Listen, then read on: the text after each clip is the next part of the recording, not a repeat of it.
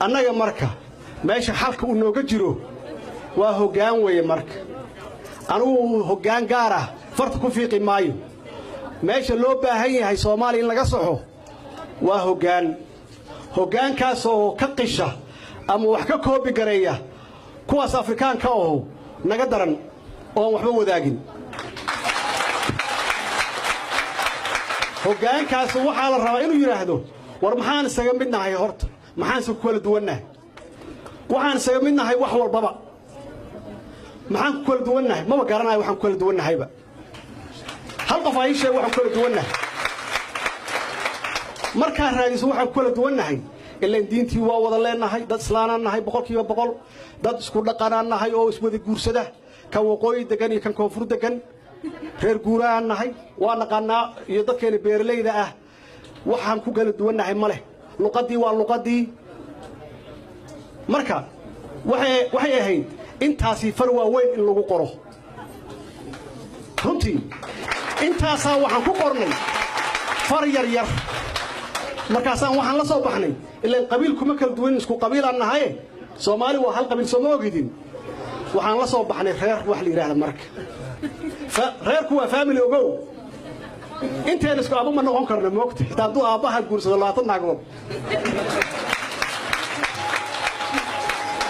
marka kala reeraan nahay ilaahay waana badiyay marka kala reer ahaanshihi yaa waxa laga dhigay wax weyn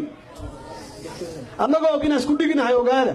oo isku dhaqanahay wax walba leenahay yaa waxa la yiri kala reer yaatihin leaderska noo sheegi lahaa war reer waxba ma aha waa in aan ku heshiino inaan wada noolaano annagoo reerahaas ah oo ilaahayna badiyay inaan ku heshiino inaan wada noolaano oo aan ku heshiino inaan sharaf ku wada noolaano oo aan ku heshiino inaan midowno hoggaankaas waxa laga rabaa marka waxa laga rabaa oo shaqadiisu ay tahay intaas kaliya ma aha inuu cadaaladii dadka horseedo cadaaladii inuu dadku horseedo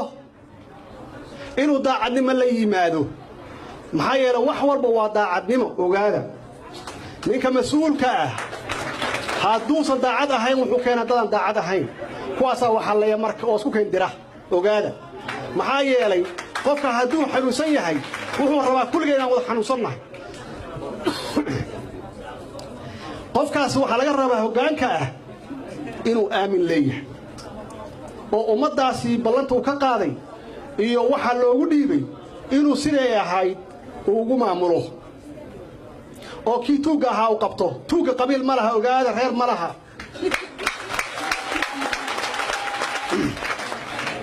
maxaa yeelay qofka xun wuxuu gadaal gashadaa reer hadduu xun yahay wuxuu yiraahdaa reer ahaana loo haystaa waa nin xun ogaada oo soo dhigtay inuu dadka dhaco wuxuu khaldayaa dadka marka uu leeyahay siduu isagu wixiis u qaato aduu ku khaldaya ku leeyahay reer ahaani reerkaas loo nicib yihiin ogaada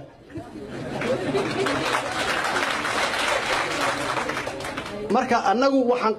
qirnay hal qof oo meesha fadhiya hadduu ii sheego caawa inaan wax ku kala duwanahay hal mar halkaasaan ka baxayaa isku dhaqan ma nahay ma dhaqan kale oo aan Soomaali aan ahayn ma jira soo dad salaana ma nihin soo dad luqad wadaaga ma nihin waxa loo baahan yahay marka mar walba hoggaanku inuu ku soo celiyo intaas mar walbaba uu yiraahdo reerka Soomaaliya aniga maxaa Cabdullaahi Maxamed baa yiraahdaa aabahay waa awoogay waa Maxamed adiga awooga Yuusuf baa yiraahdaa reer Yuusuf tahay adiga waxa tahay reer Cali tahay ama reer Cismaan iyo waxa rabtidba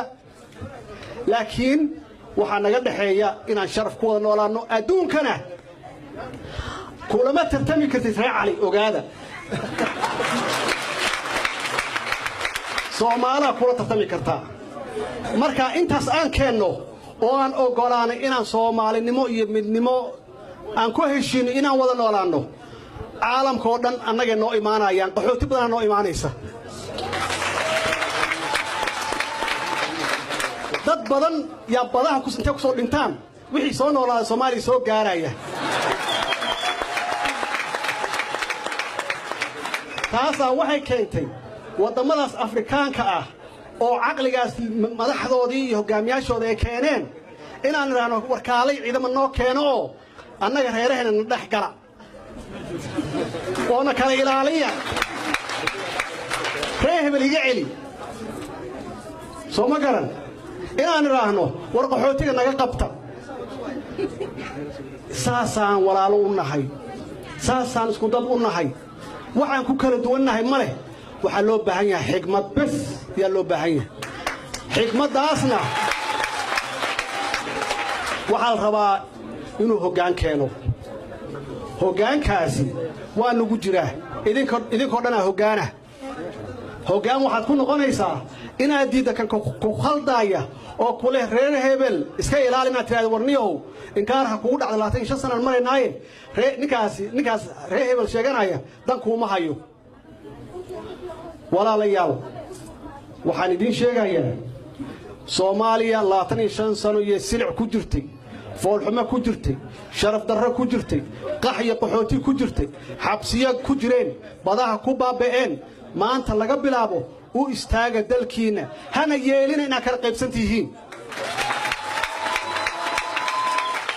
hana yeelina inaad qabiilo kala leedihiin hal qabiilo Soomaali la yiraahdaa jira